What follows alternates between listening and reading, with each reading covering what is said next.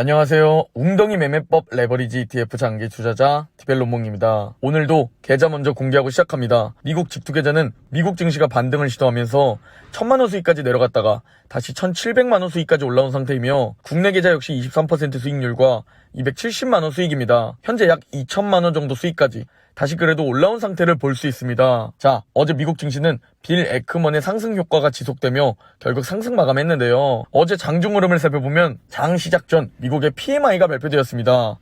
여기서 미국 제조업과 서비스업 PMI가 모두 예상치를 소폭 상회하면서 다시 경기 확장 국면을 나타냈습니다. 이는 긍정적으로 바라보자면 경기 침체 우려를 해소해주는 연착륙에 대한 기대감을 불러일으키고, 반대로 부정적으로 해석해보자면 고금리 장기와 우려로 연결될 수 있습니다.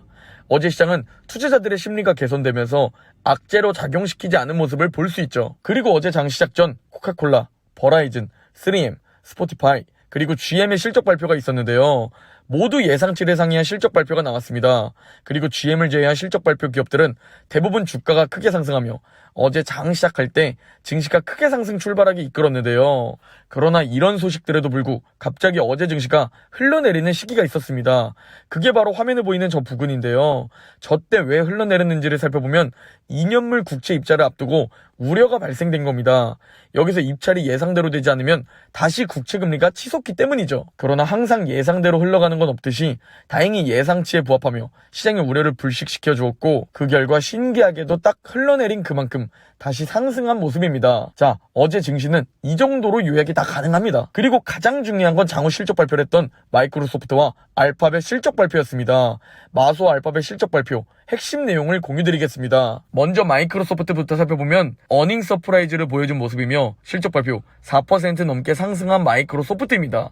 특히 모든 부분 비트가 눈에 띄며 매출도 작년보다 13%나 증가했고, 시장이 중요하게 바라보는 사업 클라우드 매출 성장 역시 24% 증가, 그리고 애저 클라우드 성장률 역시 29%나 됩니다. 특히 매출이나 마진, EPS 모두 시장의 예상치를 뛰어넘으며 흠잡을 곳이 없다 라고 바라보는 게 딱 맞는 표현 같습니다. 그래서 투자자들은 현재 마소가 마소했다 라는 평가를 남기고 있죠. 그리고 마소와 함께 알파벳 구글이 아까 실적 발표를 내놨는데요. 구글 역시 매출과 EPS 모두 예상치를 상회했습니다. 그러나 주가는 무려 마이너스 6% 급락하고 있죠. 그 이유를 살펴볼 텐데요. 일단 매출은 작년보다 11% 증가하며 너무나 좋은 모습을 보여주었습니다.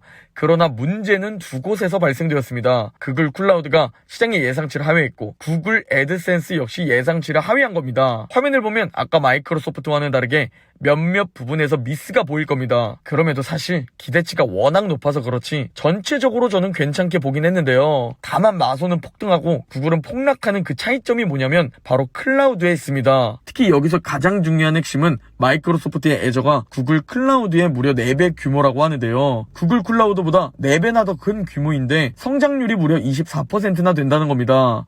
그리고 구글 클라우드는 마소 애저의 4분의 1 수준의 규모인데 22%의 성장률을 이번 실적 발표 때 보여준 것이죠. 이게 이 두 기업의 주가를 갈라놓은 핵심입니다. 이걸 예를 들어서 제가 설명을 드리면 마소 애저의 규모가 100이라고 한다면 구글 클라우드의 규모는 4분의 1이니까 약 25겠죠? 예를 들어 마소 애저는 24% 성장을 했으니 24라는 매출 규모가 상승하게 됩니다.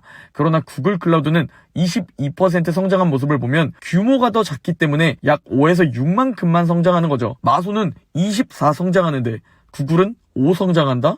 그런데 성장률 역시 마소가 높다는 건 이 클라우드 사업에서 마소가 확실히 우위를 점하고 있다 라는 것을 보여주는 실적 발표였다는 겁니다. 어제 두 기업의 주가 방향을 결정한 요인이 이 클라우드 산업의 성장성이었다는 것, 이제 어느 정도 이해가 가시나요? 자, 그리고 나스닥 일봉 차트를 가지고 왔는데요. 저는 며칠 전부터 정말 중요한 위치라고 말씀드렸고, 반등 타이밍이 꼭 나와줘야 더 하락하지 않는다 라고 말씀드려오고 있습니다. 그리고 정말 중요한 위치에서 다행히 현재 반등을 시도하는 중이며, 현재 웅덩이 매매법 3차 매수 타이밍으로 저와 멤버십 분들은 분할 매수를 하고 있는데, 정말 신기하게도 기가 막히게 121선 부근에서 반등을 주는 모습입니다. 지금 이 위치가 왜 중요한지 계속 여러분들에게 말씀드리고 있죠. 이번 8월부터 시작된 조정장의 3중 바닥이며 지난 6월 지지와 저항으로 작용했던 자리이기에 여기를 뚫고 내려가면 더 큰 하락 추세가 지속된다고 말씀드렸습니다. 그래서 강한 지지선이 될 것이다 라고 말씀드려왔는데요. 그리고 현재 다행히 반등을 시도하는 모습을 볼 수 있습니다. 현재까지 매우 긍정적인 상황이고 너무나 다행인 상황으로 볼 수 있죠. 그런데 그저께 어제 아침에 이런 댓글이 달렸습니다. 오늘 TQQQ 손절하고 나왔습니다. 주식시장 무섭네요. 아마 이번 주에 엄청난 하락이 있을 것 같습니다. 그때 웅줍하겠습니다. 라는 댓글이 달리며 수많은 답글이 달린 댓글이 있었습니다. 제가 항상 여러분들께 말씀드리죠. 매도를 할 땐 더 떨어질까봐 파는 게 아니라 주가가 크게 올랐을 때 그때 매도나 리밸런싱을 해야 한다고 말이죠. 그리고 그것보다 더 좋은 게 보유라고 말이죠. 제가 3개월 전에 계속 말씀드려왔습니다. 리스크 관리하셔라.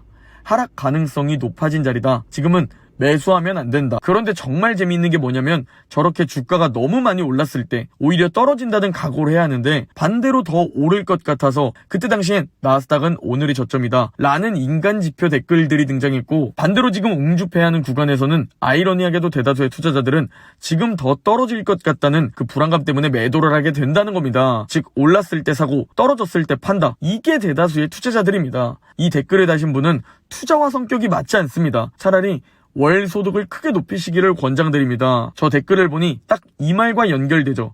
주식 투자자들은 큰 하락 후에 늘 더 큰 하락을 예언하지만 그 하락은 보통 오지 않는다 라는 피터 린치의 말과 말이죠. 자, 그리고 지금 반등을 시도하는데 1년 중 지금 이 시기가 연말 랠리가 시작되는 지점이라고 합니다. 과연 연말 랠리와 산타 랠리가 고금리 상태인 올해도 경기 침체 없이 일단 시작될 수 있을까요? 그러기 위해선 당장 오늘 실적 발표가 중요합니다. 장전 보잉의 실적 발표와 시장이 끝난 후 메타와 IBM의 실적 발표. 제가 메타 실적 발표도 최대한 빠르게 전달드리도록 하겠습니다. 아까 댓글을 보니 왜 이론적으로 버티는 게 쉽지만 실전에서는 불가능한지 다들 이제 이해가 가시나요? 그래서 투자 종목에 대한 확신과 내가 투자한 방법에 대한 확신이 중요한 겁니다. 그래서 우리가 지겹더라도 매일 제 영상을 통해 마인드 세팅과 공부를 하는 것이죠. 그래야 이 방법을 지속할 수 있기 때문입니다. 아무리 이론적으로 알고 있으면 뭐합니까? 그것을 실제로 끝까지 지속할 수 있는 마인드와 지식이 부족한 상태인데 말이죠. 오늘 영상은 여기까지입니다. 제 영상이 도움이 되셨다면 구독, 좋아요, 알림 설정 부탁드립니다. 그럼 내일 영상에서 뵙겠습니다.